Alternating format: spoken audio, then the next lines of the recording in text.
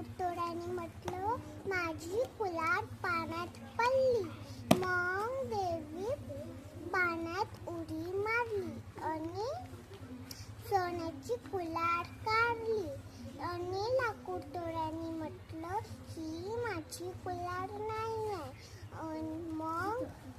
मग अजून एकदा देवी पाण्यात उडी मारली आणि चांदीची कुल्हाड काढली. आणि लाकूडतोड्याने म्हटलं, ही पण माझी कुल्हाड नाही आहे. आणि मग देवी अजून एकदा पाण्यात उडी मारली आणि लाकडाची कुल्हाड काढली. आणि लाकूडतोड्याने म्हटलं, हीच माझी कुल्हाड आहे. आणि मग देवी प्रसन्न झाली. मग देवीने त्या तिघही कुल्हाड त्या लाकूडतोड्याला बक्षीस म्हणून दिलं. तात्पर्य कधी खोटं